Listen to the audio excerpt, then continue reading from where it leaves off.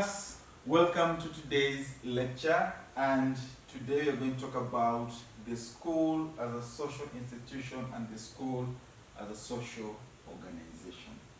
The school is not just buildings and teachers and the curricula and structured way of doing things. Schools shape behavior, schools shape characters, schools also shape the way we relate with one another. You've heard people say, I'm from Alliance, I'm from St. Mary's, I'm from Makerere, which means there are things I can't do because I was well schooled. What does this portend for us as teachers? And that's why we're going to see that connection between school and society. The school as a social institution and how schools are run in terms of organization, in terms of leadership structures. Let's dive into it. Now, let's begin with the basics. A social institution is an organized system that meets essential needs in society. Think of family. Think of religious institution. Think of government.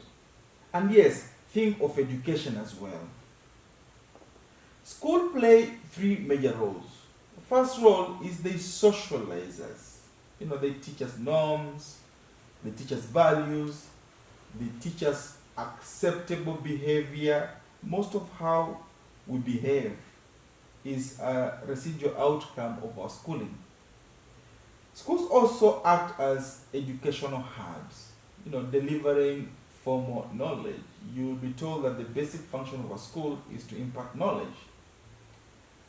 And they serve as community centers, connecting families to societies. So what makes schools social institutions? Let's look at division of labor. Everyone has a role to play. The principal, the teachers, support staff, that is the cooks, the watchman, students, everyone plays a part. So each of these groups play a role to make it work. Division of labor can be compared to, I think, how the different body parts work. Legs make you move, the heart pumps blood, ears make you hear, and all these parts of your body perform different functions to make you the being that you are. So division of labor makes things work seamlessly. Then there's hierarchy. There's a clear structure of authority. Who calls the shot, or so to speak. Institutions also operate under established rules. Schools run on policies, discipline, grading, attendance. There's a way of doing things in every school. There are established rules, and these rules are highly protected. But they also transmit culture. Schools transmit culture, language, traditions, values, and you'll be told a little later that language is an important vessel that carries people's culture. Now, the schools also promote such values as respect, hard work, honesty, and so on and so forth. So when pupils learn to greet elders respectfully, they're not just being polite, they're absorbing cultural norms. That is the way it's supposed to be the world over. Now, let's look at school organization. School operates on two levels, that is formal and informal. When it comes to formal, we have structures, formal structures, which include the curriculum, which includes defined roles, standardized outcomes, administrative oversight. By that means monitoring and evaluation of source, that schools don't just do what they want to do, but the government has to intervene and even send the so-called CSOs, the curriculum support officers, to make sure that the right thing is being done. But there's also the informal bit about schooling, where we have peer learning. Most of, or should I say some of what you've learned almost accidentally from peers. That is informal. Relationships, the way you relate with others. You've had people even coming out of the schooling system with spouses or with business partners.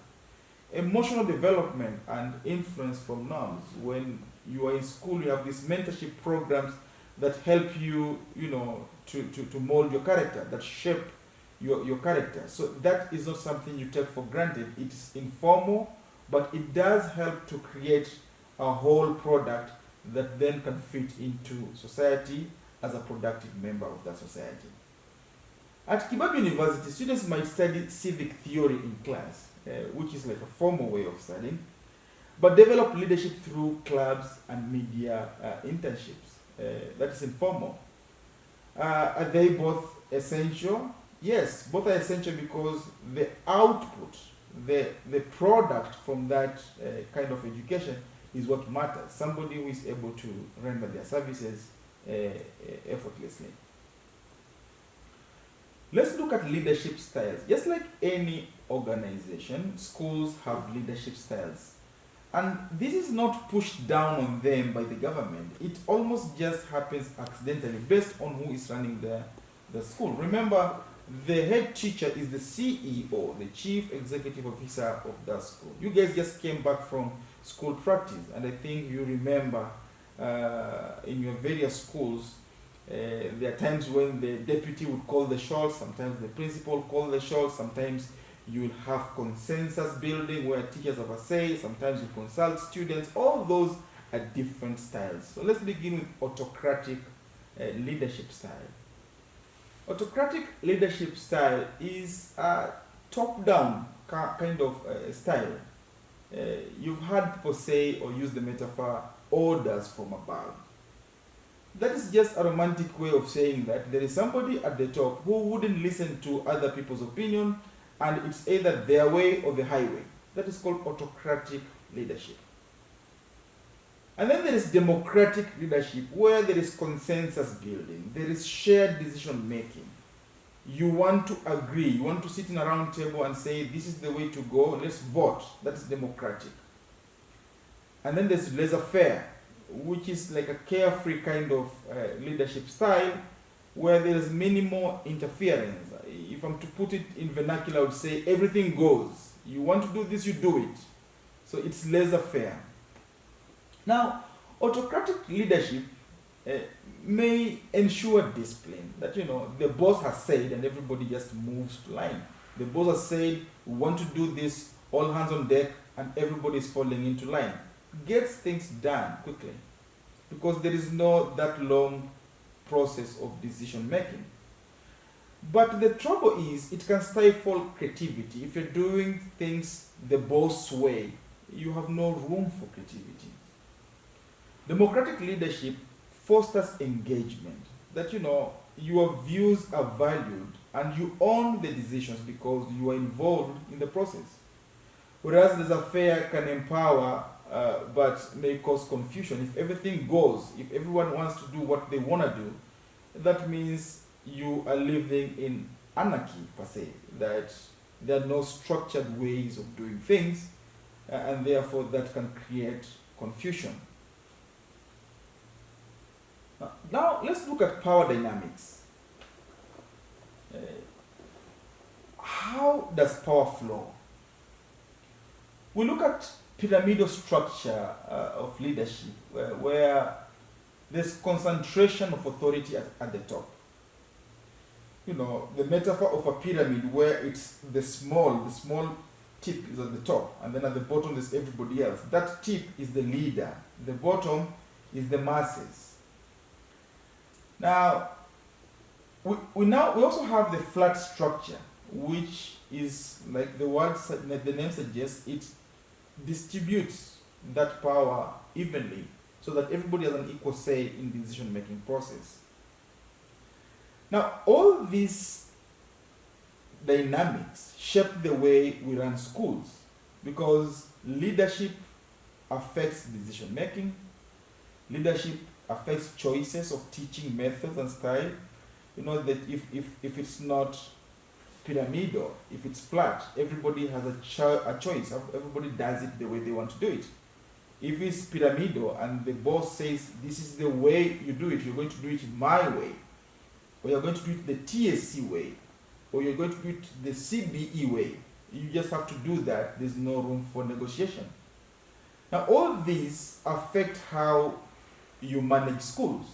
Now, a flat structured school might allow teachers to design their own lessons the way they want, while a pyramidal one may require strict adherence to national guidelines, that this is what the CSO say, this is what the CSO is curriculum support officer, this is what the CSO say, and the CSO is the mouthpiece for the employer TSC. So we have to do it the way we've been instructed to do it. Whereas a flat structure allows for a little more flexibility. Let's look at the pyramid more closely. There are benefits. It's not just autocratic the way you might think. It has benefits. The leader at the top makes decisions and pushes them down or cascades them down. This is how you're supposed to do it. You tell the COD or the HOD, the HOD tells the department members, and all hands on deck, and you move on that direction. So that creates efficiency and accountability, that we have said this is the way we are going to do it, and we will do it. But much as it sounds like a good way of running schools, it has drawbacks, it has limitations. When it seems to be autocratic and teachers do not play a role in the decision-making process, their input is limited, it creates an atmosphere of fear. You fear authority. The boss is around. The boss has said we have to do it this way. Even when I think my way might be better, the boss has dictated and this is the way we are going to do it. Now what that does is reduce innovation. There is no room for innovation because you've been told to do things a certain way. A teacher in a rigid hierarchy may hesitate to suggest changes, even if they benefit students. Some of these changes that they might have in mind might benefit students, but because they live in an environment of fear, they might not bring that change, that suggestion. Some schools maintain discipline well, but struggle to include teachers or student voices. You are disciplined because the principal is autocratic. That can bring discipline. But you can imagine when students are fed up, because sometimes they're going to be fed up, things can turn haywire. They can erupt and cause chaos because their voices are not being heard. And we've heard of schools where teachers have actually influenced students to cause problems. Now, flat organizations offer flexibility because then you are free to do what you want to do, provided it's beneficial, provided you're within the confines of the rules. There is shared leadership. It's not just the principal. I can take leadership roles and do just well. Now, here they value team-based decision making, and there is open communication. Open communication to the point that if I know there is something that can benefit the system, I will bring it forward and my voice will be heard. A school that invites students to help design the rules is a typical flat organization. It builds trust and ownership. If you're making rules together, we own those rules. So as you may imagine, if you create rules, there's a good chance that you will respect them. They are our rules. We created these rules together.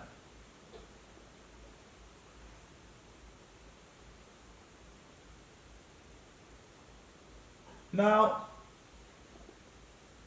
decision making matters a great deal.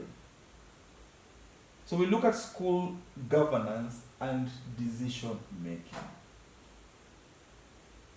Where we have a centralized system of governance, it is the managers who decide. Centralized. Power is concentrated in the hands of very few people. But in situations where it is decentralized, this is where we have teams. Teams share authority. And you see departments having an upper hand in making decisions regarding that department. It's not the principal who is from another department making decisions for you. But then a more easy way of doing things is to have a hybrid of centralization and decentralization. You have a fusion of the two, and this mix help to strike a balance between what's practical and what's possible, what is desired and what can make things move. So teachers and students should help shape a school culture. A school that co-creates its code of conduct isn't just enforcing rules, it's actually teaching democracy. That the decision making process is supposed to be consensus building. Let us make these rules together, it becomes easy for us to respect the rules because they are our rules and not your rules.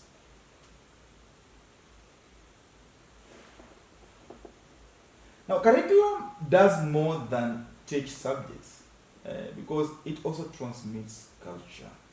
The whole idea of respect for adults, the whole idea of hard work, that is a cultural aspect.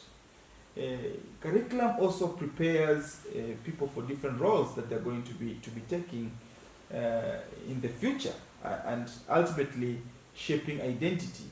It also teaches social norms. That means what's expected and what is not expected. Is there something that we must learn as a group so that we confine to the norms of the societies where we come from?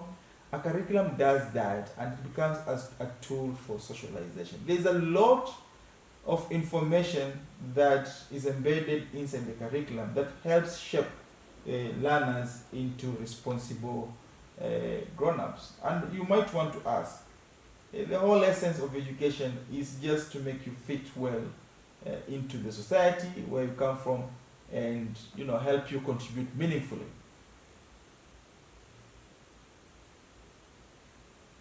So environment also matters. How does environment affect learning?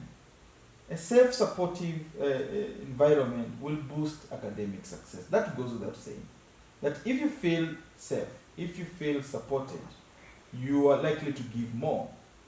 Because a positive atmosphere will reduce stress. It will increase motivation almost unconsciously. You don't even do it consciously. You just work hard because the environment itself is conducive for that. And so a classroom with natural light, for example, and where there is mutual respect and where there is open dialogue, this can transform learning. Schools with mentorship programs and clean facilities often see better performance. And why? Because they have that support system. No one can suffer in silence. Let's turn to policies and education outcomes, how they relate. Policies shape everything, that goes without saying. From curriculum to discipline, if these are backed by policies, they make things run smoothly. Because good policies promote fairness. When you're creating policies, it's because you want to operate within certain confines. Policies support diverse needs, and policies ensure equal access. So a school that offers tutoring or adapt lessons to learners' needs, for example, those living with disability, it fosters an enabling environment where everybody can thrive. Imagine if schools in Bungoma didn't have uniforms, for example, or had programs that support language proficiency. Wouldn't this help prevent dropout rates? Do you know there are students who just drop out because they lack uniform? You're sent home for uniform, and a uniform is 700 shillings, and your parents are not able to afford 700 shillings, so you drop out. What if we decided we are getting rid of uniforms to just create that policy that can help maintain learners in school?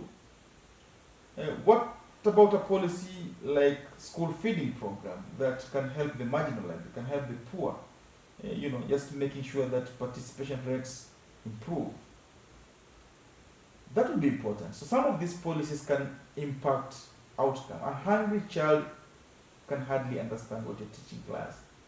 But if you have a policy that provides food at school, you have created a policy that will improve educational outcomes. Do we have challenges in schools as organization? Yeah, let's be honest. School organizations are not perfect. There are myriad of challenges that include limited resources, resistance to change. We are saying we are going the CBE way, and some teachers are resisting. We are going online, and some lecturers are resisting. And sometimes some of these challenges emanate from poor communication, where communication channels are closed and you don't know who to report to. That becomes a problem.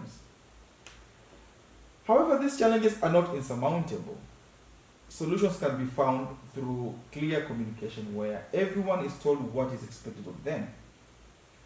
Professional development where you are supported to achieve your full potential, and sometimes collaborative leadership where everyone's opinion matters. When we put all these things together, we create a harmonious environment where everybody can thrive. So a school that hold regular forums and assemblies can reduce misunderstandings, and as you can imagine, can build a stronger culture where everybody's opinion is respected. Do schools need reforming, and what can we do to reform? To build inclusive schools, we must reform structures. How do we do this? By redesigning leadership. Why would we redesign leadership? To improve participation. Leadership must be participatory. When we are making rules together, we will respect those rules together. So if one breaks, we'll tell them, but you contributed to making these rules. Fair distribution of resources. We can't have a disparity between rural schools and urban schools. And in Kenya, the so-called national schools, those are resource guzzlers. There's a lot of money that goes into those schools, and yet there are schools that grapple with even the basic of needs. I have had the privilege of living and studying in Norway, and that country is special. You go to the remotest parts of the country, like say Dreverton in Moshen, and schools are just as good as schools in the capital, Oslo. So when you talk about equitable distribution of resources, we are envisaging a scenario where people will prefer studying closer home because disparities do not exist in the system. You can get a good education in Turkana just as much as you can get a good education in the heart of Nairobi. So let's wrap up. Today we've explained and explored schools as social institutions. And we've talked about formal and informal structures in schools and the leadership and governance styles.